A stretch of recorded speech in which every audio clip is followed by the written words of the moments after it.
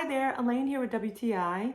Are you a chef and you want to torch your creme brulee? Or are you a mini bartender that you want to give a smoky old-fashioned and you need that butane for your torch? Then you definitely need this Ronson butane fuel.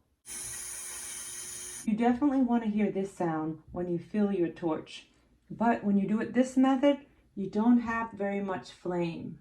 So the better method is having the bottle vertical and pressing down until it fills right up. And you'll see how much it fills up when you see the torch flame that you have.